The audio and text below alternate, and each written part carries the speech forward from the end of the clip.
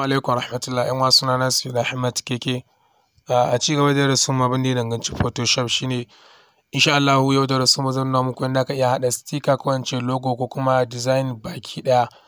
Akwai da yawa za ga wani lokacin group suna haɗa irin logo haka ko sticker ta happy Juma'a ko kuma happy Ramadan, to a Photoshop ma ana haɗawa. So insha Allahu yanzu zan nuna muku yadda aka iya haɗa wannan abu. To asali wancan bidiyon baya na nuna muku yadda aka iya sa hoto da kuma background a cikin Photoshop. To yanzu na riga na sa hoto na gashi na yi minimizing ɗin shi na maƙale da shi a ƙasa. Minimizing kuma kowa ya iya yin minimizing. To shi yasa na yi minimizing ɗin shi, yanzu zan nemo background ɗina. So asali bayan na nemo background ɗina ina so in mai da shi kalar da nake so na mai da shi. A bidiyon baya na nuna muku yadda aka iya mai da hoto ko kuma background mai kala ka mai da shi wanda ba shi da rubutu ko kuma wanda ba shi da kala baki ɗaya, ka mai da shi fari baki ɗaya ko kuma baƙi baki ɗaya. So wannan za ku ga wannan hoton daban da wancan, kada wani ya ce duk hoto ɗaya ne kamar da kuke gani, akwai bambancin hoto. To abinda idan kana so ka mai da background mai kala wata kalar daban shine aka yi Ctrl U. Bayan ka yi Ctrl U a nan za ka zo lightness ɗin nan, idan kana so ka mai da shi baƙi sai ka yi hannun hagu da shi, in kana so ka mai da shi dama, idan kana so ka mai da shi fari gaba ɗaya sai ka yi hannun dama da shi. To sai ka zo ka taɓa wannan lightness ɗin, bayan nan sai ka yi hannun hagu da shi. To kamar da kuke gani na mai da shi fari. To a yanzu idan kana so ka mai da shi gradient, bi ma'ana nan za ga baƙi nan kuma fari, ko kuma nan ya yi baƙi sosai amma kuma a hankali ya koma fari. To idan kana so ka yi editing ɗin background baki ɗaya sai ka zo nan daidai nan za ga background. Bayan nan za ga a gefen shi za ga alamar hoton kwaɗo, bi ma'ana ɗan kwaɗo kenan, mukulli kenan. Bayan nan sai ka zo da kuso ɗinka sai ka yi double click ko kuma ka yi left click, shine za ka cire wannan kwaɗon. To bayan nan sai ka zo ka taɓa daidai kwaɗon, kana taɓa sai ka yi double click sai ka taɓa enter. Bayan ka taɓa enter shine za ga background ɗin ma za ka iya yawo da shi kamar yadda kuke gani. To bayan ka yi yawo da shi ko kuma ka cire masa wannan ɗan mukullin, abin da aka yi shine sai ka zo, dan kana so ka design ɗin shi sai ka zo a daidai nan za ga wata alama F. To sai ka taɓa wannan alama F ɗin. Bayan ka taɓa a nan zai nuno ma wani windows ɗin daban. Bayan ya nuno ma wannan windows ɗin a ciki za ka nemo gradient. Ta nan shine za ka ba dukkan wani kalar background ko kuma hoto ko kuma rubutu, shadow ko kuma wata kala daban da kake so na wani design da kake so ka ba wannan rubutun. To a nan za ka nemo gradient, za ga gradient overlay. Gashi nan. To sai ka taɓa. Bayan ka taɓa directly kana taɓa za ga wannan background ɗin kamar da na muku bayani ya canza kala. To a yanzu in kana so ka mai da shi kalar da kake so ka yi shine za ka zo daidai nan za ga gradient daidai kalar da ya baka a nan kenan. Sai ka double click a kai ko kuma ko in ce kai click a kai. Bayan ka taɓa za ga wani windows ɗin daban ya buɗe ma. Bayan ya buɗe ma a nan shine duk wannan kalar da ka gani, duk wata kala da ka taɓa a nan za ga background ɗin ya koma wannan kalar. Kamar yadda kuke gani, kun gani background ɗin yana canjawa. Afuwa kada wani ya ce ina sauri, saboda kada bidiyon ya yi muku tsayi ne shi yasa nake ɗan yin sauri. Wanda bai tambaya ba zai iya, wanda bai gane ba zai iya min tambaya ta comment, in Allah da zan ba shi amsa. So misali za mu zaɓi wannan kalar. To misali bayan ka zaɓi wannan kalar abin da aka yi kawai shine sai ka taɓa OK ɗin.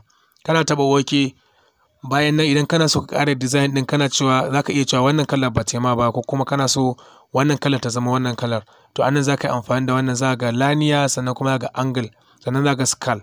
To da farko abin da idan kana so ka mai da shi wannan gradient ɗin ya zama na diamond ko kuma wata kala daban, anan za ka taɓa laniya ɗin nan. Kana taɓa za ga wani menu ɗin ya ƙara buɗe ma. Bayan ya buɗe ma za ga radial sai ka taɓa.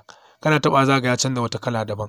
Bayan nan shi ma nan sai ƙara taɓa za gan su kala daban-daban, anan sai ka zaɓi kalar da yake so ya ma kamar yadda kuke gani. To amma ni zan yi amfani da na farko saboda ya fi kyau, laniya kenan. Bayan nan misali wani zai iya cewa yana son wannan inda ya duhu ɗin ne koma nan ɓangaren ko kuma ya koma nan ɓangaren. To za ka amfani da wannan angle ɗin. Wannan angle ɗin za ka zo ka taɓa wajen, za ga yana canjawa kamar yadda kuke gani. To anan dai za ka tsaya normal design ɗin shi, normal. So misali bayan ka yi design ɗin shi sai ka taɓa OK. Kana taɓa OK shikenan directly ka yi design ɗin background, kuma ko da a ce rubutu ne haka za ka yi masa wannan design ɗin yana nuna muku yanzu. So abin da zan yi shine yanzu ina so in sa 0 ko in ce in yi wannan gidan wanda za ga hoto ya shiga alamar 0 kuma wani gida daban wanda na yi muku bidiyo a baya. To anan zan zo na zaɓi kalar column ɗin da nake so na amfani da shi kamar da na yi muku bayani a bidiyo na biyu. To anan sai ka zo ka taɓa. Bayan ka taɓa sai ka yi right click. Kana right click sai ka zaɓi column ɗin da yake so ka amfani da shi. Misali zan amfani da 0 ɗin. Bayan na amfani da 0 ɗin zan zo daidai inda nake so in zanen wannan 0 ɗin ko kuma wannan sakwaya ɗin wadda ka ɗauko. Bayan nan sai ka yi left click ko kuma ka yi double click. Bayan ka yi sai ka ja. Bayan ka ja sai ka tsaya iya daidai yadda kake so ziran ya yi. Kun gani sai ka saki. Kana saki sai ka yi right click. Bayan ka yi right click sai ka taɓa layer via copy ɗin nan. A baya na nuna muku yadda ake wannan zanen. To sai ka taɓa. Bayan ka taɓa za ga wannan ziran ya riga ya fito. To amma kuma za ka akwai gradient. So abin da aka in kana so ka taɓa ziran sai ka zo ka taɓa wannan abin kamar yadda na muku bayani a darasi guda biyu wanda na fara yi. To sai ka taɓa. Kana taɓawa shine zai baka dama dukkan wani abu da yake so ka editing za ka yi. To yanzu misali na zana 0 na. Sannan ina so in sa wannan hoton a ciki. So anan zan fito da 0 wannan hoton. To abin da zan yi shine amma idan na sa wannan hoton a cikin nan ba zai shiga ziran ba sai na cire masa wannan gradient ɗin. To abin da aka yi shine za ka zo daidai wajen F ɗin nan inda muka yi sai ka cire gradient ɗin sai ka taɓa wannan F ɗin kenan. Wannan kenan wannan.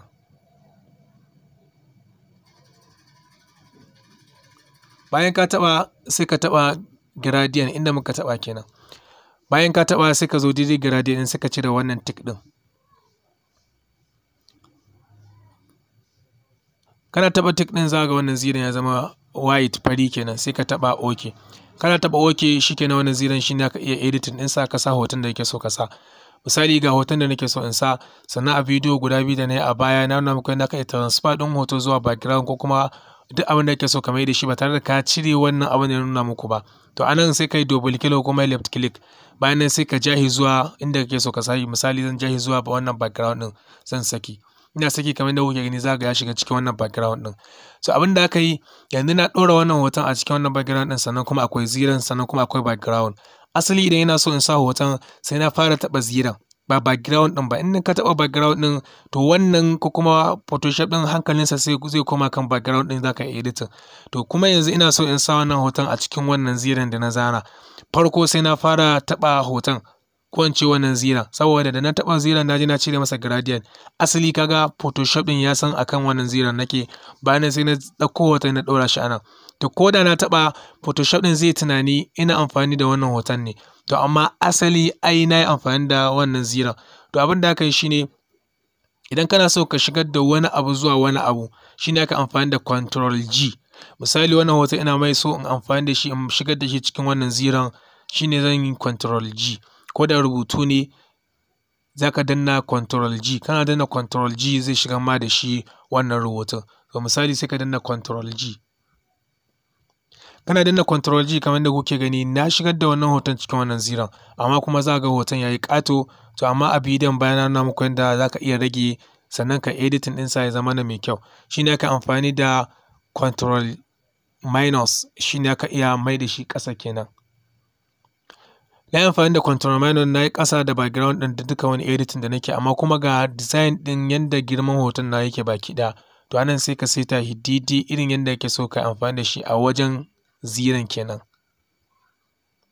To misali kamar da kuke gani na saita shi bayan nan sai ka danna enter.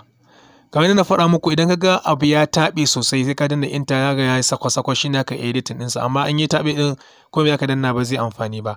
To anan sai kai Ctrl plus shine aka zooming ɗinsa ya fito babba kenan. Kamar da kuke gani na shigar da hotona cikin wannan ziran sannan kuma ina so na yi amfani da dukkan wani yanzu idan na yi yawo da kuso na za ga hoton nake yawo da shi. Amma ina so na yi amfani da rinƙa yawo da hoton da kuma wannan ziran shine za ka zo nan. Shine aka taɓa ka sa musu kaca kamar yadda na yi muku bayani a wancan bidiyon. Idan ka zo nan ɗin za ga alamar wannan blue ɗin. Za ga akan hoton take sannan kuma a ƙasa ga layer 1 shine wannan ziran. To abin da aka yi shine ba alamar idan nan za ka taɓa ba. In ka taɓa alamar idan nan shine hoton ko kuma wannan abin da ka taɓa shine zai ɓace a nan wajejen. to a gefensa za ga wani kwalam, za ga wani gida, sai ka taɓa gefen, kana taɓawa kaca za ta fito a wajen. To duka guda biyun sai ka taɓa masu, ko kuma idan layer ɗin ta kai guda 10 kowanne sai ka je ka taɓa masa, shine aka maƙalar da shi kamar yadda na nuna muku inda na rubuta keke Techtube a bidiyon baya kenan. Ku je ku kalli darasi na 1 da na 2. To anan zan taɓa su na mai da sa musu kaca kenan. Kamar yadda kuke gani ga su nan na sa musu su biyu. To bayan ka sa musu za ka iya yawo da su tare kamar yadda kuke gani. To bayan da ka sa musu, misali zan yi zooming ɗin shi, bayan na yi zooming ɗin shi zan maƙalar da shi anan. Bayan na maƙalar da shi anan kamar yadda kuke gani, a haka abin da ya rage shi ne ɗan design ɗin rubutu da kuma wani abu da nake so na adin. To in Allah da a darasi na gaba zan nuna muku yadda ka iya kalar rubutu ya yi design mai kyau. Saboda haka ku biyo mu a darasi na gaba.